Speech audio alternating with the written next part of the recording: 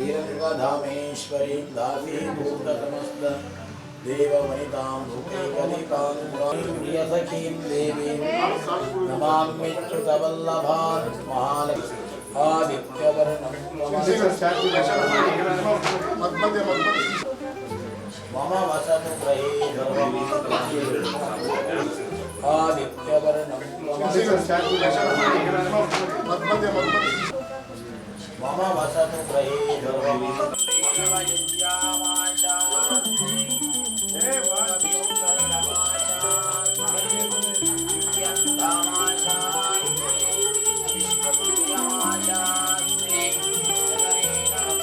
भगवो मे अच्छात् गावस्तोमस्य प्रथमस्य भक्षात् माया गावस्त जनास इन्द्रः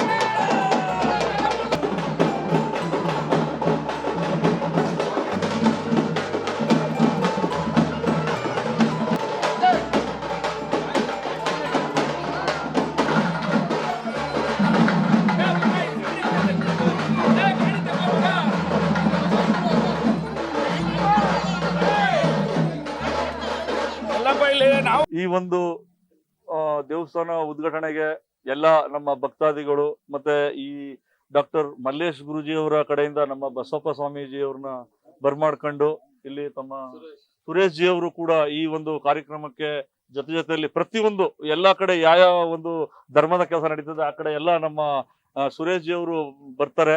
ಮತ್ತೆ ಬಸವಪ್ಪನ ಆಶೀರ್ವಾದ ಎಲ್ಲ ಭಕ್ತಾದಿಗಳಿಗೆ ತುಂಬಾ ಒಂಥರ ಹಬ್ಬದ ರೀತಿಯಾಗಿ ಈ ಒಂದು ಕಾರ್ಯಕ್ರಮ ನಡೀತು. ಮತ್ತೆ ಈ ಸಂದರ್ಭದಲ್ಲಿ ನಾನು ಎಲ್ಲರಿಗೂ ಭಕ್ತಾದಿಗಳಿಗೆ ಹೇಳಕ್ ಇಚ್ಛೆ ಪಡ್ತೀನಿ, ಆದಷ್ಟು ಅವರ ಕೈಲಿ ಅವ್ರು ಏನು ಒಂದು ಇದರಲ್ಲಿ ಈ ಸೇವೆ ಮಾಡಬೇಕು ಈ ದೇವಸ್ಥಾನಕ್ಕೆ ಅನ್ನೋದು ಇರುತ್ತೆ, ಅದನ್ನ ಭಕ್ತಾದಿಗಳು ಸೇವೆ ಮಾಡಬೇಕು.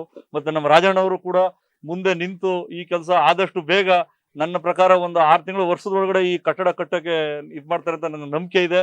ಎಲ್ಲಾರು ಸಹಕಾರ ಇರ್ಬೇಕು. ಮತ್ತೆ ಶಿಲ್ಪಿ ಅವರು ನಮ್ಮ ಅರುಣ್ ಯೋಗಿರಾಜ್ ಅವರು ಕೂಡ ಇದಕ್ಕೆ ಕೈ ಜೋಡಿಸಿದ್ದಾರೆ. ಅವರು ವಿಗ್ರಹಕ್ಕೆ ಮಾತಾಡಿದ್ದಾರೆ ನಮ್ಮ ರಾಜಣ್ಣವರು, ಅದು ಕೂಡ ತುಂಬಾ ಸಂತೋಷದ ಸಂಗತಿ.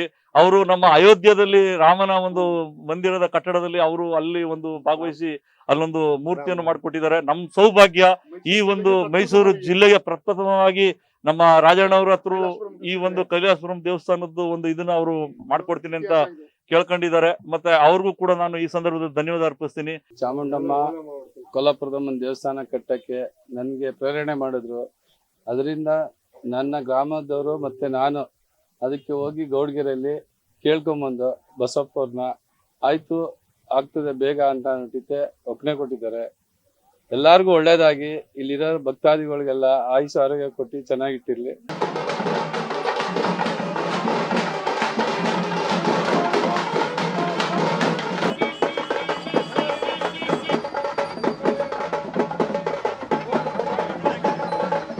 ಒಂದು ನಿಮಿಷ ಕ್ರೈಮ್ 9 ಕನ್ನಡ ಪ್ರಾಮಾಣಿಕತೆಯಿಂದ ನಿಮ್ಮೊಂದಿಗೆ.